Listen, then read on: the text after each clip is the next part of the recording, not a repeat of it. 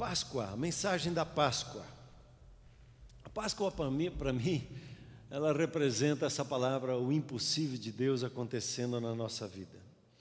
E esse texto que eu compartilhei lá, gostaria de ler de novo ele com vocês, Lucas, o 1:37, nessa conversa com o anjo com Maria. Ele diz assim ali em Lucas 1:37, porque para Deus, para o nosso Pai Celeste, não haverá impossíveis em todas as suas promessas. Não há impossíveis, não há um limitador. E o interessante é que quando você olha para a fé que Ele nos deu, a fé que o Senhor Jesus manifesta nas nossas vidas, não haverá impossíveis para aqueles que creem. Então Deus nos uniu ao poder da ressurreição. Às vezes nós falamos assim, Jesus ressuscitou, nos alegramos, então tá. Mas o que isso tem a ver com a minha vida? Como isso me toca no meu dia a dia, nos meus desafios?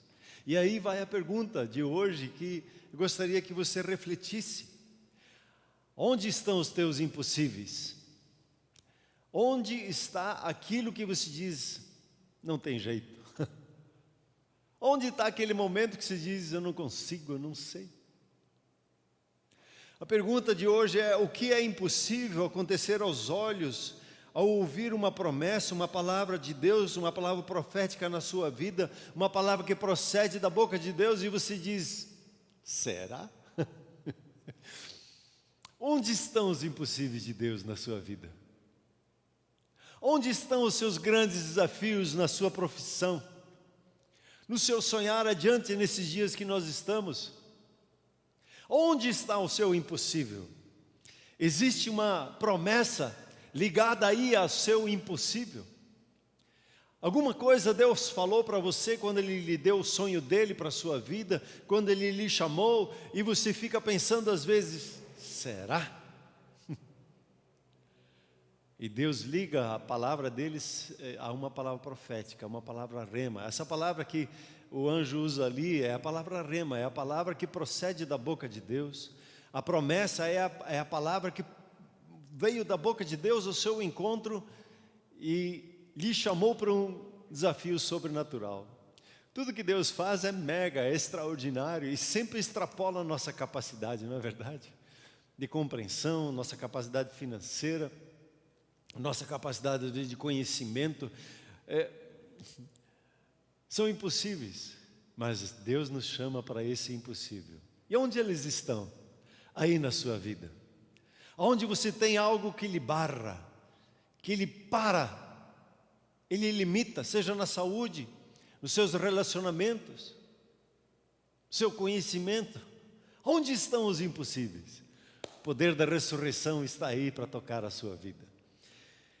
Quando você olha para a vida do Senhor Jesus, a ministração dele, você vai ver que o próprio nascimento do Senhor Jesus foi um impossível.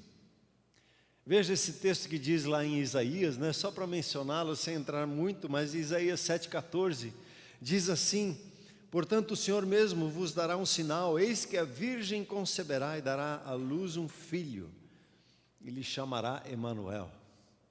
Tem uma pessoa muito amada, ela dizia assim, é difícil acreditar que Jesus nasceu da Maria, Virgem Maria. E começamos a orar e ele diz, eu creio, agora eu entendi. Ele recebeu uma revelação. E os impossíveis de Deus, eles estão ligados com essa palavra chamada revelação. E quando você se torna íntimo do seu Pai Celeste, e quando você decide crer no Senhor Jesus de todo o seu coração e abrir o seu coração, o impossível acontece. Você e eu nos tornamos filhos de Deus, antes criaturas. Mas quando você entrega a sua vida ao Senhor Jesus, você nasce de Deus. Deus faz uma obra na sua vida e manifesta a vida eterna aí na sua e na minha vida. Se você ainda não entregou a sua vida a Jesus, e ainda não tem essa experiência de nascer de Deus, talvez você tenha sido muito frequente na igreja, talvez você tenha sido religioso, cumprido todas as coisas, como Nicodemos, e Jesus diz uma coisa te falta, precisa nascer de novo. E esse nascer de novo é o nascer de Deus. É Deus manifestando em nós a vida dele e fazendo o nosso espírito vivificar novamente para um relacionamento com ele. E hoje é o convite, nesse dia da ressurreição, o impossível pode acontecer na sua vida. O que é impossível para nós, mas é possível para Deus. E quando você crê na promessa dele e recebe Jesus como Senhor e Salvador da sua vida, diga aí, enquanto você ouve: eu recebo a Jesus como Senhor e Salvador da minha vida. Eu recebo o perdão de Deus na minha vida. Eu creio no meu coração que Jesus morreu por mim. Eu recebo o perdão, eu recebo o favor de Deus na minha vida. E quando faz uma oração sincera e quebrantada diante de Deus, Deus não despreza. Ele vem, pá, manifesta um novo nascimento, e que você receba um novo nascimento nessa hora aí na sua vida. Amém? Amém, amém, concordamos por isso. Os impossíveis que o Senhor Jesus enfrentou na vida dele, em seu dia a dia, foram muito parecidos com os nossos, porque ele, como ser humano, enfrentou o dia a dia como você e a mim.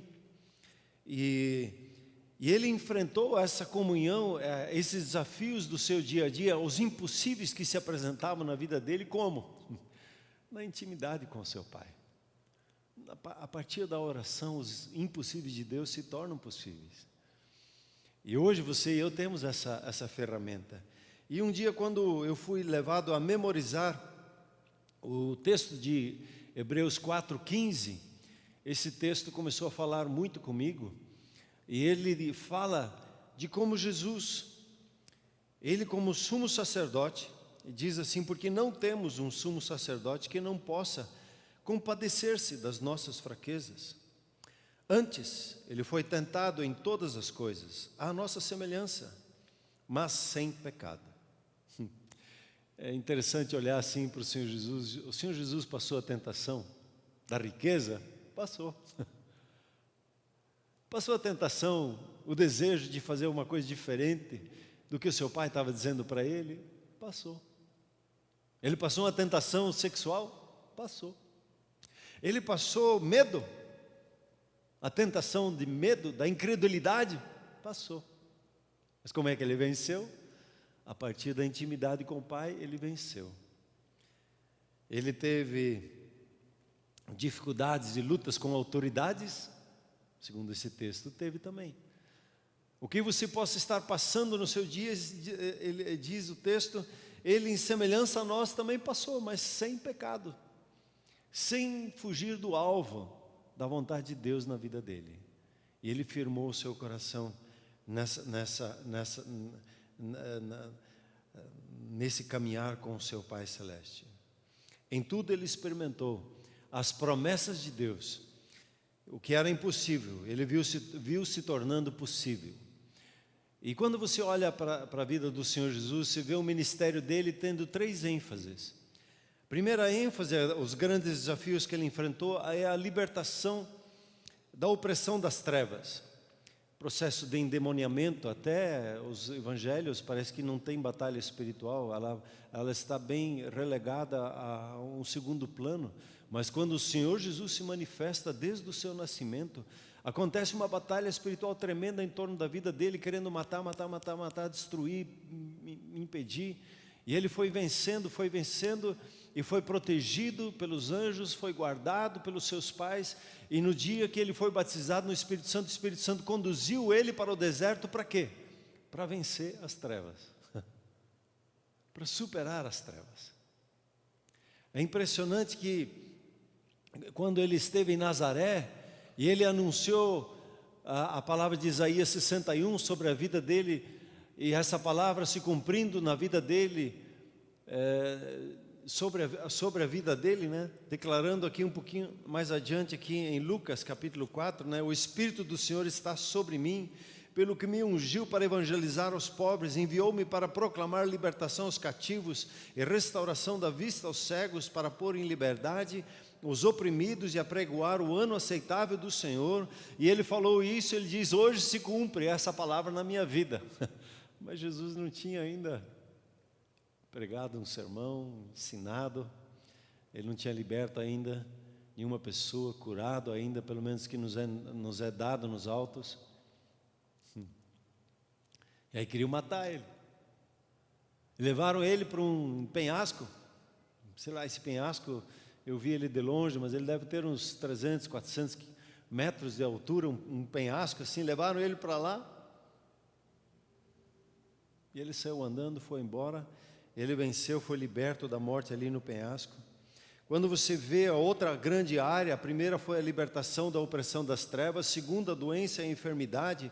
O Senhor Jesus enfrentou a paralisia, enfrentou a cegueira, enfrentou a morte. Pelo menos dois relatos nós temos da ressurreição de pessoas no seu ministério. Nós vemos uma constante nos evangelhos, como o Senhor Jesus curava, e a palavra de Deus diz que isso acontecia para que se cumprisse a palavra de Deus, que Ele levou sobre si as nossas enfermidades e doenças, e Jesus venceu essa fraqueza humana. A doença em si, a enfermidade, a fraqueza do ser humano, o Senhor Jesus venceu cada uma delas. E o terceiro, que eu acho mais desafiador para o Senhor Jesus, foi o pensamento humano. Ele se dedicou muito ao ensino, ensinando a palavra de Deus. Como nós estamos aí caminhando, iniciamos o seminário A Verdade Liberta, o Senhor Jesus, Ele entrou nesse desafio da mudança da mentalidade. Ele na primeira mensagem, Marcos 1,15, ele diz assim: o tempo está cumprido, né? O tempo está cumprido e o reino de Deus está próximo. Arrependei-vos e crede no Evangelho. Ele diz: o reino de Deus está aí, manifesto. Mas para experimentar a manifestação do reino de Deus, precisa acontecer uma grande vitória na sua e na minha mente, que é o poder da ressurreição. Tem que alcançar o nosso pensamento, a mudança da mentalidade, de deixar de pensar como um ser humano natural pensa, e começar a pensar como seu Pai Celeste pensa, a não seguir mais os caminhos do ser humano, mas seguir os caminhos que vêm da parte de Deus, né? A maneira, o jeito, o pensar de Deus na sua vida. E quando você olha para a morte e a ressurreição do Senhor Jesus, e olha para hoje, para esse dia, você vai ver um outro texto que tem me chamado muito a atenção, em Hebreus capítulo 12, versículo 2, um texto que fala do Senhor Jesus e como nós devemos olhar firmemente para Ele. Hebreus 12, 2. Diz assim: olhando firmemente para o autor e consumador da fé, Jesus, o qual, em troca da alegria que lhe estava proposta, suportou a cruz, não fazendo caso da ignomínia, e está assentado à destra do trono de Deus. Aqui o Senhor Jesus é apresentado como o autor e o consumador. A palavra consumador é aquele que aperfeiçoa a nossa fé. O Senhor Jesus, Ele tem dado fé na sua vida. Ninguém de nós pode dizer assim: eu não tenho fé. Um grãozinho pelo menos você tem. E é só esse grãozinho que precisa, que Ele colocou aí no seu coração. Quando você afirma: eu não tenho fé para alguma coisa, você está limitando a Deus. Essa é uma crença que o ser humano tem. Mas a sua fé, ela vem da parte de Deus. E você pode crer no agir, no sobrenatural de Deus. E Ele começou a boa obra na nossa vida e Ele diz que Ele vai concluí-la. Então, caminhe seguro. Essa semana eu estava sentado com alguns pastores e um pastor começou a chamar a atenção que estatisticamente o cristão brasileiro é o mais ansioso. E a pergunta é: que evangelho nós temos pregado para que o povo fique ansioso? Sendo que a promessa de Deus na sua e na minha vida é que nós tenhamos a paz. Tenhamos uma experiência profunda de paz no nosso coração. E não precisamos andar ansioso. O que estamos pregando? E quando você vê esse texto aqui, e observa que o Senhor Jesus, Ele começou a boa obra na nossa vida, Ele vai concluí-la. Então descanso, sosse. Entre na paz, entra no gozo do seu Senhor, usufrua a boa mão, a alegria dEle na sua vida. E você vai experimentar hoje como essa dinâmica do poder da ressurreição operou na vida de Jesus e vai operar na sua vida, para tirar da ansiedade e colocar na paz. Ali é o seu lugar, não o lugar da ansiedade. E aí já vai uma dica, uma promessa, é que Ele começou a boa obra na sua vida e Ele vai concluir e levar bem na sua vida. Um dos medos que eu tinha na minha vida, será que eu vou conseguir fechar bem a minha vida? Será que eu vou conseguir? Como que se dependesse de mim? E a promessa é que Ele que começou, Ele vai terminar. Eu só preciso descansar, deitar nessa rede de confiança nele e fazer o que Ele me diz que eu tenho que fazer e caminhar seguro, porque a obra que Ele começou, Ele vai concluir. Glória a Deus. E nós não precisamos ficar ansiosos por nada, apenas viva na paz e na comunhão dEle. E aí é interessante que como a dinâmica desse texto, como o Senhor Jesus enfrentou a morte, enfrentou essa grande ameaça, enfrentou o que a Bíblia chama do medo, pelo qual Satanás mantém preso as pessoas, e até hoje quando se olha ao nosso redor, quase que está palpável esse medo, que as pessoas elas são dominadas pelo medo, e é um fruto da obra das trevas, o medo da morte. E é dito aqui que, em primeiro lugar, ele olhou, tem a frase assim, em troca da alegria, havia uma recompensa, a qual ele estava olhando. Ele não estava olhando aqui para a morte, ele estava olhando lá além, a alegria do fruto desse caminho que ia acontecer. Então, aí vai uma dica, havia uma recompensa para ele, e há uma recompensa na sua vida. Então ele, em troca da alegria, quer dizer, ele, segundo para mim aqui, ele focou na alegria. Em vez de olhar para o desafio da cruz, do sofrimento que ele ia absorver, e esses dias achei interessante, a Silvia comentou comigo que ela estava ouvindo um pastor, e o pastor começou a desenhar a figura do Senhor Jesus, e o texto diz que ele tomou sobre si todas as enfermidades. E segundo o texto de Isaías 53, as pessoas olhavam para ele e ele estava desfigurado.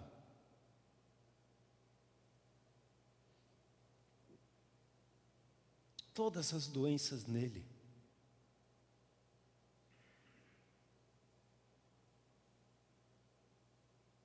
Ele absorveu tudo nele. Pode mencionar a doença, como que o Senhor Jesus tivesse tomado nele. O texto diz ali que ele absorveu nele as enfermidades. Mas ele não focou nisso. Ele focou na alegria e na cura que ele traria para a sua vida, para a sua família, para a sua parentela. Ele focou nessa alegria da manifestação da saúde divina na sua vida.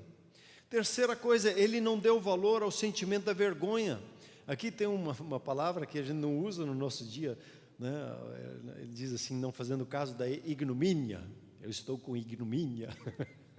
O que é isso? Que enfermidade é essa? É da vergonha. Ele não ficou olhando para a vergonha que ele ia passar. Ele não ficou observando a desonra que ele ia enfrentar das pessoas. Ele não deu valor ao sofrimento, como às vezes nós como seres humanos damos, e alguns até celebram o sofrimento e fazem cara de coitado porque estão sofrendo. Jesus, ele fez diferente. Ele não deu valor a isso. Ele não fez caso da vergonha. Ele não deu peso a isso. Os seus olhos estavam focados em sua vida, na sua alegria, em sua visão, deixe-me chamar aqui a sua visão de futuro, a alegria da vitória, da conquista que aquela batalha ia trazer. Talvez se entenda isso mais simples quando eu penso na alegria de uma formatura, né? Hoje não se faz assim aquelas festas, mas um tempinho atrás, numa formatura, depois da pessoa estudar lá 5, 6 anos numa faculdade, tem aquela festa, você joga o chapéu para cima, você estoura, faz o barulho, põe as bexigas para estourar, você celebra as suas vitórias. E quando você estuda e olha para o sofrimento, às vezes que é de ficar até mais tarde, ou de quebrando a cabeça sobre o TCC, a dificuldade que aqueles estudos representam, você não olha para aquilo, você olha lá na frente, para a vitória da sua formatura, você olha lá na frente, na vitória de poder abençoar pessoas e tocar pessoas. Num grau muito maior, Jesus fez isso ali na cruz. Ele não olhou para o sofrimento, para a dificuldade, para a traição. Ele não levou isso em conta como um peso, como algo importante, como nós às vezes até colocamos e queremos colocar nas nossas mensagens. Jesus olhou para a alegria, a alegria da vitória, a alegria de ver você abençoado, a alegria de ver a obra dele vingando, se manifestando aí na sua vida. E quando você olha para isso, aqui você tem uma mudança, né, de mentalidade, uma mente nova, você vê o pensamento de Deus sobre isso. E hoje, meu querido, aplicando isso para nós, você e eu, nós podemos experimentar o poder da ressurreição, o que supera o poder da morte, o que supera a nossa limitação.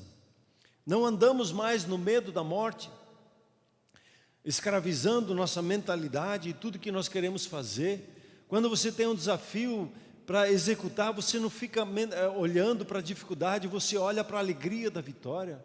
Você não olha para si mesmo, pensando que você é capaz ou não é capaz, você olha para a obra da cruz, feita pela sua vida, da ressurreição do Senhor Jesus, do poder de Deus que habita na sua vida. Você não olha para a sua habilidade, mas olha para a habilidade que o Espírito Santo lhe dá.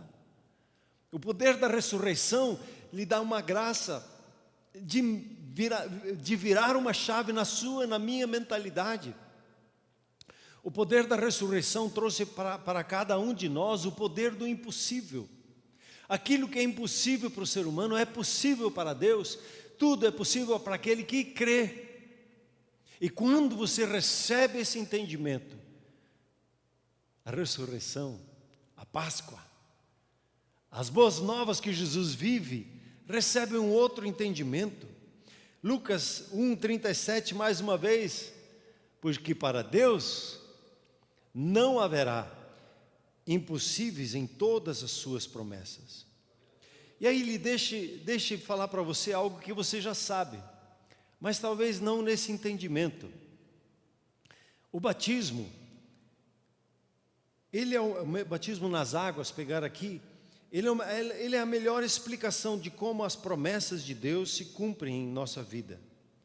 Ela explica esse mecanismo, esse processo, essa mente do reino de Deus. E se você entender isso, meu querido, minha querida, a maneira como você vê a sua vida vai ser outra. Quando você entende o batismo e o que ele significa. O batismo, ele tem 3 passos. Ele tem a morte, ele tem o enterro e ele tem a ressurreição. A morte, o enterro, a ressurreição. Anote essas 3 frases. E quando você vai enfrentar um impossível, esse processo entra em ação na sua e na minha vida. E ele é permeado pela fé na nossa caminhada. Então cada um de nós precisa experimentar esses 3 passos em relação a cada uma das promessas de Deus. Para cada uma das promessas tem uma morte, tem um enterro para ser feito e tem uma ressurreição para acontecer. Que mistério é esse? Falar de 7 batismos na Bíblia. O pastor René, uma vez, René de Terra Nova, ali no Jordão, ele pregou sobre 12 batismos. Eu não estava com anotação ali para anotar, e não achei mais, não consegui gravar, né, as 12. Mas nós temos aí 6, quando nós ensinamos aqui na nossa escola, e eu queria colocar um 7º hoje. O primeiro batismo que eu preciso experimentar, a morte, o enterro e a ressurreição, é o arrependimento. O arrependimento. E o arrependimento não é ficar chorando, não é ficar sentindo dor, pena sobre alguma coisa. A palavra arrependimento é metanoia. É a mudança de mente. E eu preciso morrer para os meus pensamentos, eu preciso enterrá-los, e eu vou experimentar a revelação do poder da ressurreição nos pensamentos. Olha que bacana. Quando você pega o batismo nas águas, você vai experimentar que o batismo nas águas, ele representa o governo de Deus na nossa vida. E esse é o batismo das águas, é a razão dele na nossa vida. Eu preciso morrer para o meu governo, de eu estar no controle da minha vida. Eu preciso enterrar isso, assim que enterrá-lo, e aí eu vou experimentar o governo de Deus na minha vida. Veja que legal. Aí você tem o batismo no Espírito Santo. O batismo do Espírito Santo eu tenho as minhas forças, eu tenho as minhas habilidades, eu acho que eu vou produzir o fruto do Espírito Santo, eu vou conseguir manifestar os dons espirituais, e nananina não, tem que morrer para a sua própria força, a sua própria habilidade. Por isso que quando você enfrenta uma situação, você se sente, puxa, não consigo, leva para a morte, esse não consigo, leva para a morte a sua limitação, e enterre. Como é que eu enterro? Vá para a oração, entregue, dá para Deus. Primeiro tem que morrer no meu coração, e daí eu vou orar e eu vou enterrar isso. E aí eu vou experimentar a revelação do batismo do Espírito Santo na minha vida. É como que se você chega no fim da linha, você entrega, você se rende, e aí você experimenta a força da ressurreição. Aí você tem o batismo no corpo. E aqui eu preciso morrer e aí aqui é delicado, até começa a gaguejar, é o individualismo. Eu me basto, eu me viro sozinho, eu não preciso de amigos, eu estudo aqui, eu vejo, não preciso da igreja, isso tem que morrer dentro de mim, eu preciso enterrar isso. E aí eu vou experimentar o que é viver o corpo de Cristo, ser batizado no corpo, onde a sua individualidade é preservada e mantida, e nessa sua beleza, com todos os outros, fazemos um tremendo de um quadro belo e formoso que Deus está fazendo com a sua igreja. Você tem o batismo do fogo, e aqui, quando esse batismo do fogo vem sobre a nossa vida, deixa eu resumir ele assim, as coisas imundas, em imagens, em pensamentos, em sentimentos, aquilo que desagrada a Deus, eu preciso entregar isso para Ele. Morrer, enterrar e ressuscitar para a pureza que vem do trono de Deus. A olhar não mais como homem uma mulher e ver nela um objeto de uso, de consumo, e nem a mulher olhar para o homem e ver ele como um objeto de consumo, mas assim de valorizar, de honrar, de proteger, de guardar a vida. E essa mudança do coração, essa virada de chave, esse experimentar o poder da ressurreição. Eu preciso morrer para a impureza, eu preciso enterrá-la, confessá-la, entregá-la diante de Deus e experimentar o poder da pureza. Do sofrimento, aqui eu considero o sofrimento assim, explicando de uma forma simples, quando o meu coração se liga ao coração de Deus em relação às pessoas. Há um sofrimento que acontece. Paulo ele fala que tinha dores de parto, e quando você começa a se inteirar, se envolver nas obras do seu pai, e perceber a desonra, a dificuldade que é às vezes, você entra no sofrimento, você vai na oração, se sofre, chora junto com as pessoas, se declara a palavra de Deus, se experimenta o agir de Deus para que haja um romper, uma ligação profunda de coração, e você experimenta o coração do reino de Deus quando você se liga a Ele. E o que eu acho interessante, já fiz esse batismo várias vezes ali no Rio Jordão, o batismo de Naamã. Naamã, ele era um soldado aprovado, um general aprovado, mas ele tinha lepra. E a lepra na Bíblia fala da rebelião do coração. E ele foi conduzido ali pelo profeta para mergulhar 7 vezes Até a gente, quando vai lá no Jordão, a gente se abraça lá em grupo para não perder o equilíbrio e cai, e mergulha 7 vezes, para que essa rebelião do coração não seja tirada. Ficar se opondo constantemente à vontade de Deus, ao coração de Deus. E aí você experimenta, quando você morre, para a sua obstinação, achando que você que sabe tudo. A Bíblia chama isso de feitiçaria, quando você acha que sabe mais que os outros. E você enterra, você morre para isso, você enterra e você ressuscita. Você experimenta essa unidade no coração com a vontade do seu Pai e a revelação dela sobre a face da terra.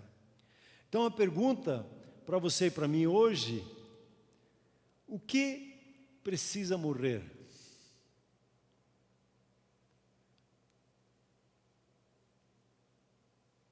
Sabe o medo? Ele é tipo um sinalizador. O que você está com medo? Isso precisa morrer.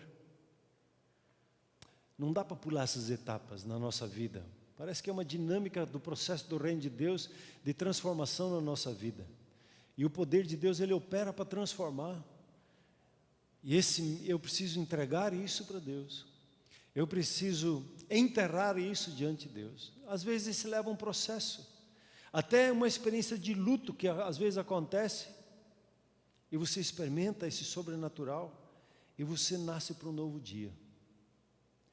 Um dia o meu pai me disse assim, eu estava relutando, e ele disse assim: esquece o teu povo e a casa do teu pai. Eu sabia o que ele queria dizer para mim. Eu precisava entregar as tradições, a mentalidade religiosa. Eu precisava morrer para isso, levou um tempo. E enterrar isso levou outro tempo. Para então poder andar e viver a visão que hoje Ele tem dado na comunhão cristã Shalom. Cada um de nós tem a sua história. O que precisa morrer, ser enterrado e ser ressuscitado na sua vida. Talvez uma simples afirmação, eu tenho razão. Ou um sentimento, eu fui machucado. E fica ali ressentindo. Ou um medo que você possa ter na sua vida. A cada uma dessas coisas que nós enfrentamos, que precisam morrer, a promessa de Deus é para mim e para você. Existe uma promessa da parte de Deus. E a boa notícia é que você já tem o sim de Deus. Veja esse texto aqui de 2 Coríntios 1:20. É um texto precioso esse texto. Porque quantas são as promessas de Deus, tantas tem nele, em Cristo, o sim. Porquanto também por ele é o amém para a glória de Deus, por nosso intermédio. Em toda palavra que procede da boca de Deus, em todo rema, você tem da parte de Deus o que você precisa, para você olhar lá na frente e dizer sim para a morte, e entregar no enterro, e vivenciar o que Deus está falando com a sua vida. Essa dinâmica, se pegar os 3 grandes, em relação a autoridades, em relação à sexualidade, em relação ao dinheiro, esses 3 grandes que precisam ser vencidos. Para os 3 eu preciso ter uma experiência de morte, de sepultamento e da ressurreição. Em cada um dos 3 eu preciso experimentar isso. E para tudo você tem uma promessa. E quando você olha para um desafio que você tem o sentimento assim, é impossível. Não dá jeito não. O que você está pensando? Para você dá, para mim não. Qualquer argumento que você tenha para falar de limitadores, de dizer que é impossível, essa pessoa Deus não vai mudar. Que diriam aqueles familiares sobre Paulo que matava os familiares, que prendia os familiares? Será que daria para mudar um matador que nem Paulo, Saulo no caso, se tornar um Paulo. Onde estão os impossíveis? Onde está aquilo que impede você de avançar, de crescer no seu espírito para com Deus? Aonde estão os seus limitadores? Para todos eles você tem uma promessa da parte de Deus, é começar a orar.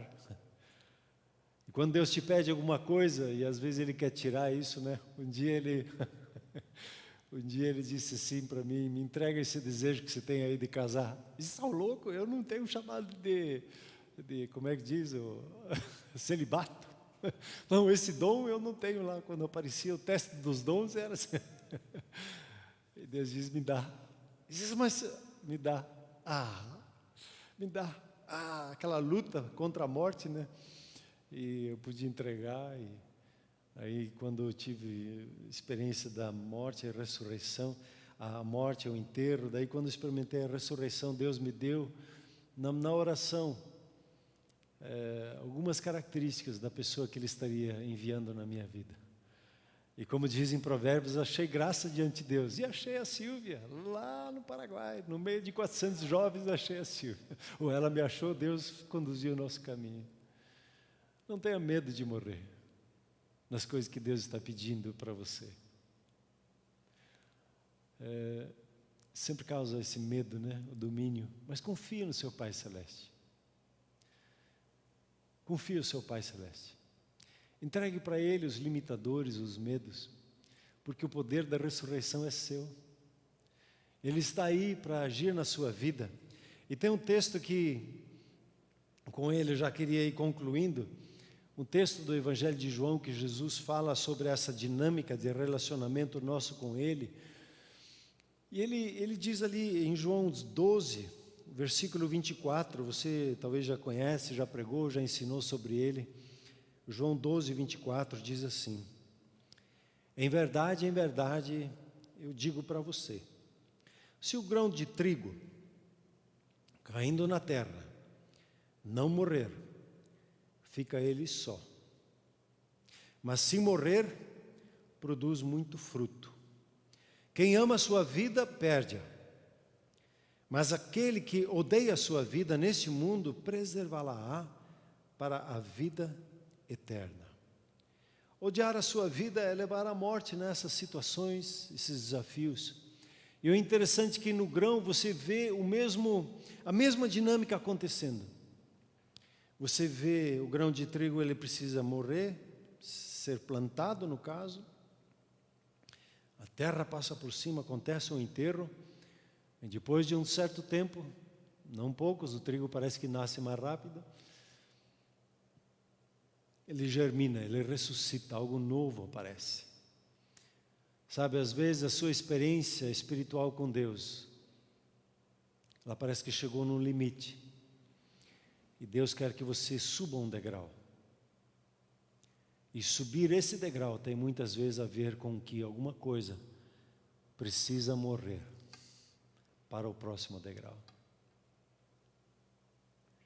Talvez você chegou num limitador no seu casamento. Talvez alguma coisa precisa morrer. E que você sabe no seu coração que Deus está pedindo. Mas não olha para a dor, para o sofrimento, olha para a alegria, como o Senhor Jesus fez. Não veja a dor do processo. Olhe para a promessa, mantenha seus olhos fixos no autor e consumador da sua fé, que está dizendo assim: vem, vem para cá. Que está chamando você, saia desse lugar e vem para cá. Há algo novo para a sua vida. Um novo mover da parte de Deus na sua vida. Então, concluindo, as promessas de Deus, elas são suas. O poder da ressurreição é seu. Permita os batismos que são necessários na sua caminhada cristã acontecerem em sua vida.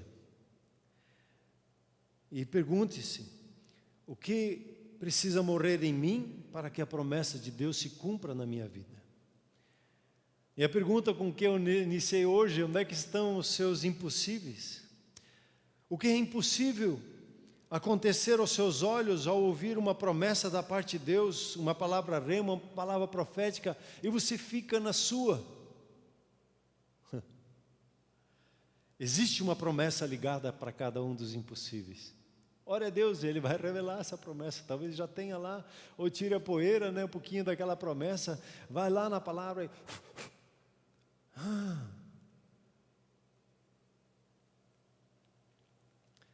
E o interessante que Maria, a resposta dela, ela é fantástica. A essa promessa que o anjo falou, a essa palavra do anjo, não haverá impossíveis para a promessa de Deus. O que Maria falou? Ela é a chave para a experiência do poder da ressurreição na nossa vida. Ou como que é um incentivo, a Maria diz assim: aqui está a serva do Senhor, que se cumpra em mim, conforme a tua palavra, conforme a tua promessa. E o anjo se ausentou dela. Aqui estamos nós, aqui está você. E hoje o Espírito Santo quer uma coisa, somente a disposição. Ok, Senhor, então vamos lá, estou com medo, mas o Senhor ajuda. Entrega e experimente nesse dia de Páscoa o poder da ressurreição acontecendo na sua vida. Algo sobrenatural do Senhor para a sua vida, para acontecer já aí diante de você. Não olhe para os medos, as promessas, olhe para o Senhor Jesus, que está estendendo as mãos e diz: vem. Vem, e você veja a alegria com que Ele olha para a sua vida, lhe chamando: vem, porque há uma grande notícia, uma grande experiência esperando por você. Shalom. E com isso quero terminar. Os músicos, por gentileza, podem chegar aqui. Queria cantar um cântico com você. Shalom. Comunhão cristã, shalom. Meus irmãos e minhas irmãs, há algo poderoso diante de nós. Vamos morrer para aquilo que é necessário, cada um de nós individualmente, todos nós juntos. Vamos experimentar juntos a alegria, o poder da ressurreição, o sobrenatural de Deus. As palavras proféticas têm dito entre nós aqui, há algo extraordinário que está vindo. Deus quer fazer coisas maravilhosas. Vamos morrer porque é necessário individualmente como corpo. E vamos experimentar e ver o sobrenatural do Senhor acontecendo em nossas vidas. Abra o seu coração, olhe para Jesus, o autor e consumador da sua fé, e receba a alegria dele na sua vida, e celebre com alegria, com gratidão o que o Senhor tem preparado para a sua vida, sua família e o seu ministério. Vamos celebrar ao Senhor com um cântico, agradecer a Ele de todo o coração. Vamos lá.